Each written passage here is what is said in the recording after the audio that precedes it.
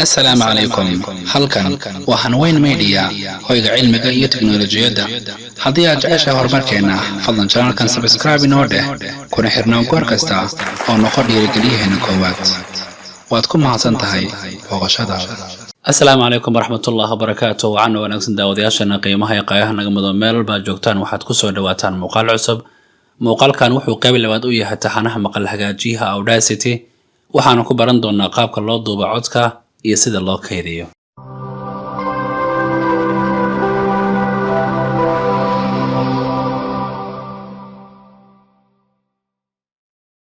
soo dhawo markale daawade.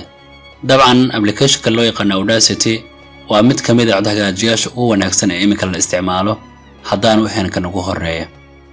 dabcan Audacity waxa aad u isticmaala dadka muuqaalada inta badan duuba waxayna ku hagaajiyaan isla markaana ku jarjaraan codadkooda. haddaba muuqaalkan insha Allah waxaan ku baran doonaa qaabka loo duubo codka iyo qaabka loo kaydiyo.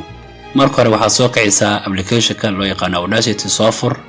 dabcan markuu sidan kugu soo kaco si aad u duubto codkaaga waxaad imaanaysaa halkan ay ku taala dhibicda casaanka ah ama gaduudka ah. halkaas ayaad ku dhufanaysaa kadibna waxaad bilaabaysaa hadalkaaga. markaad codka duubayso waxaa aad u wanaagsan inaad iska ilaaliso shanqarta iyo buuqa. dabcan waxaan aad u fiican codkaaga inaad ku duubto meel jawigeeda uu degan yahay. tusaale iminka waxaa rabaa inaan ku sameeyo tijaabo. casaanka ayaan taabanayaa. assalaamu calaykum waraxmatullaahi wabarakaatuh. iminka intaas ayaan duubay oo cod tijaabo ah. si aad aragtana codka wuxuu ka bilaabanayaa halkan ilaa halkan. waa hadalka saxda ah ee iminka aan duubnay. inta ka horeysa dabcan daad fiiriso oo aad halkan bari dhahdo waxaad dareemaysaa kaliya inuu yahay shanqar yar iyo sawaxa yar oo codka ka horeeya. dabcan qaybtan dambana iyadana haddii aad daarto waa shanqar iyo sawaxan ka dambeeya codkaaga, balse codkaaga iyo hadalkaaga muhiimka ah kaliya waa intaan.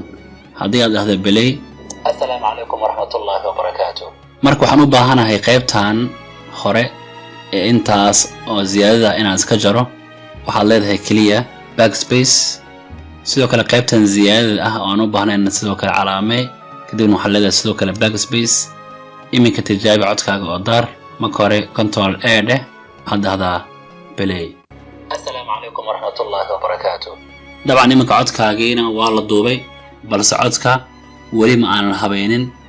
habaynta codkan iyo sawaxanka saaradiisaba waan ku baran doonaa insha Allah casharada soo socda.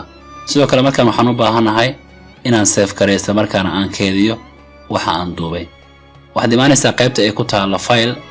halkaas ayaad jogsiinaysaa kadib waxaad ka dooranaysaa halka ay ku taalo export. kadib waxaad ka sii dooranaysaa halka ay ku taalo export as mp3. kadib waxa aad raadinaysaa codka halka aad rabto inaad dhigto. tusaale iminka waxaan leeyahay iskatoobka edit, magacna u bixi.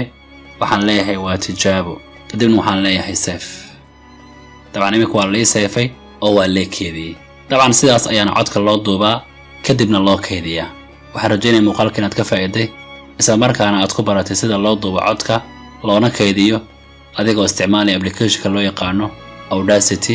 fadlan haddaad ku cusub tahay kanaalka subscribe inoo saar, muuqaalkana like inoo dheh. waayo like-tu waxay nagu dhiirigelinaysaa dadaalkeenna, waxayna naga caawinaysaa in muuqaalku sii gaaro asxaab badan oo u baahi qabta kana faa'iidaysan doonta insha Allah. mahadsanid in ka badan milyuun jeer.